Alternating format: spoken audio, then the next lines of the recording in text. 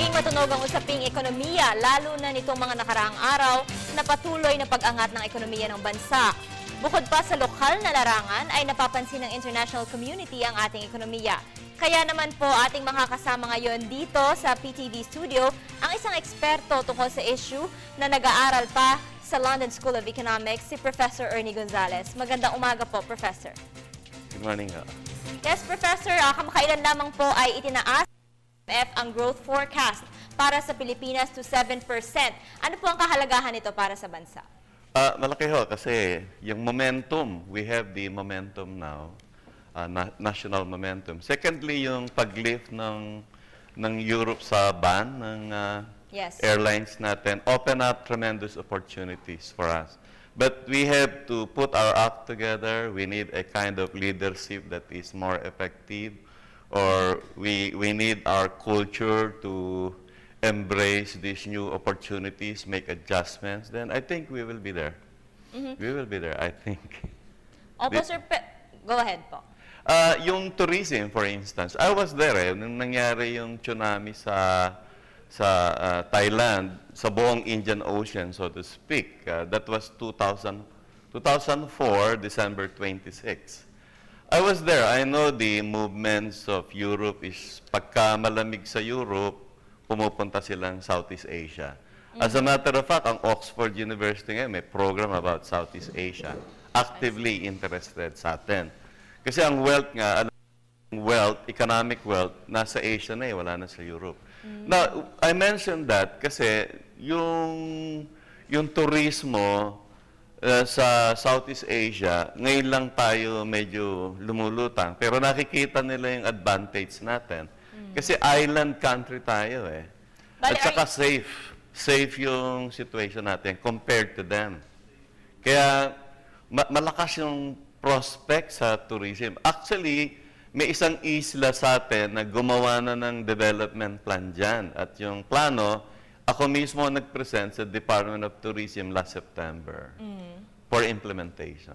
Bale, sa tourism lang po ba natin pwedeng i-attribute itong growth sa ating economy? Or ano pa po ba yung ibang factors that could have contributed dito sa growth ng economy ng Pilipinas?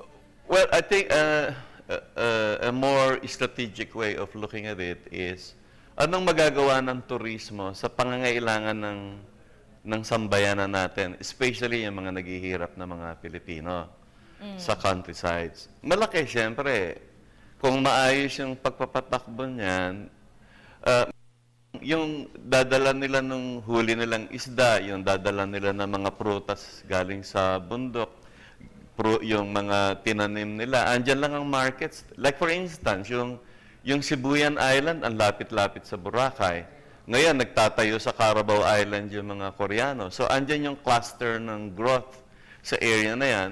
Miski walang programa sa Manila, magkakaroon ng hanap buhay yung mga tao. Kaya lang, siyempre, ang Manila must provide the leadership. That is what is more important. Kasi palagi may prinsipyo dun sa yung courage, yung leadership must be courageous to be able to create new lines of thoughts and provide the leadership. I think papunta naman tayo doon kasi may 3 taon pa naman si Presidente. Yes, saka sir. mataas yung credibility ni Presidente ngayon.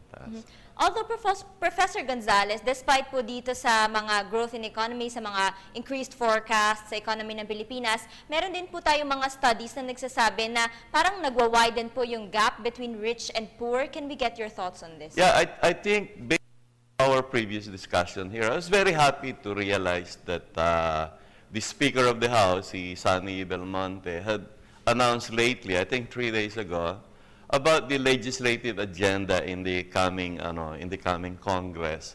And I was very happy to hear na on top of the legislative agenda is the economic issues that we are confronted with today. One of which is yung gap ng take off yung economy pero dumadami yung poverty. Kung tama lang yung pag-ayos nito, mami-minimize natin yung problema na yan. For instance, kung may batas tayo, kasi alam nyo sino naman ang may gusto na mag-decelerate yung manufacturing natin? Kasi ang manufacturing natin ngayon, 8% ng total Ang nadya-generate na employment ng manufacturing, 8%. Ang agriculture natin, 31%.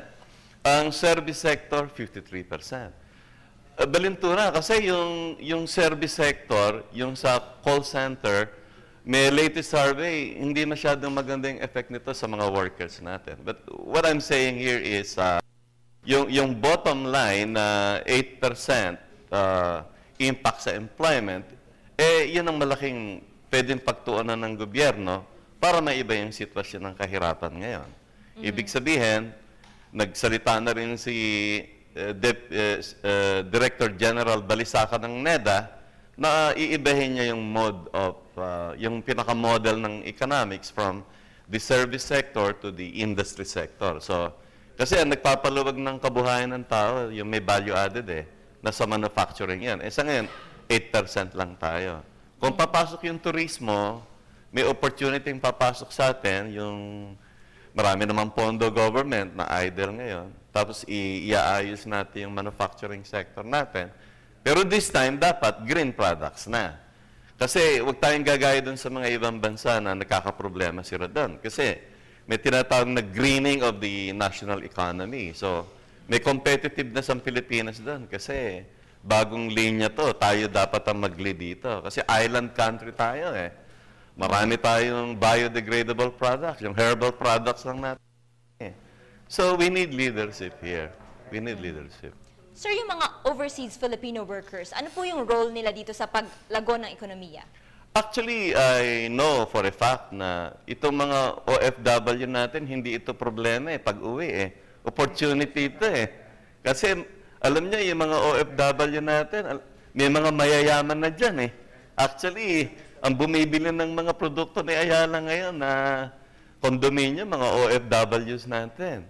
Kaya kailangan lang bigyan natin ito ng tamang programa at saka siyempre yung call for unity is dependent on our sincerity saka yung legalidad ng mga nangyayari.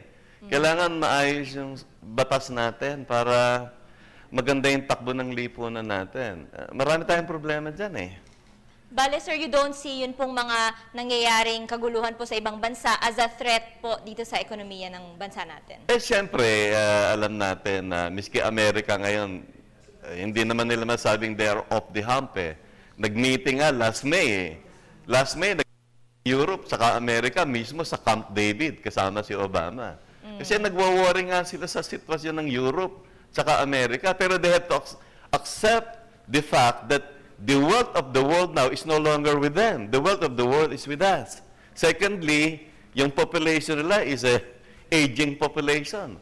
Ang mga batang population, nasa atin So they have to accept reality. Sabi ni Jim Rogers, yung nagtayo ng Quantum Fund, graduate ng Oxford University, respected fund manager sa New York. Sabi niya, I don't like what's happening, but we have to accept reality.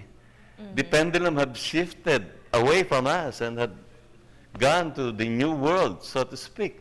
Ang problema dito, anong role ng Pilipinas ngayon? Hindi clear Hindi kailangan klaruhin ito Ano ba talaga ang competitiveness ng bansa? Andyan lang yung truth Island country tayo. We have 7,000 islands. Bago yung population natin is robust and growing. So, I think it's there for the taking. But, sabi nga ni Einstein, leadership requires courage. Panghuling tanong na lamang po, Professor Ernie, paano po sa tingin nyo masastand ng bansa or paano ma-maintain yung resilience po ng ekonomiya ng bansa sa mga susunod pang panahon? Well, from all indications, I think NEDA is trying to clean the house, so to speak. Nagbabago sila ng model. Pero ako, from the academe, galing ako sa university, siyempre, yung mga nasa universidad, palaging ang tingin yan, kulang bumabalik lang sila dun sa macroeconomic framework, pero ang total program ngayon, green economics Dapat pumunta ang NEDA doon. I think NEDA is not yet there. Kung pupunta sila doon, palakasin nila yung Philippine Council for Sustainable Development. Walang pondo yung council na yan Alam ko dahil ma-attend ako paminsan-minsan doon. Paano ma-maximize yung service ng NEDA Remember, ang kamay ng presidente sa pag-develop ng bansa, NEDA So, ang laki ng tiwala ng presidente sa NEDA. Kung hindi nagdi-deliver ang NEDA, at the end of the third-year period, mula ngayon, 3 taon mula ngayon, baka wala mangyari. Sayang. Maraming salamat po sa inyo, Professor Ernie Gonzalez ng London School of Economics.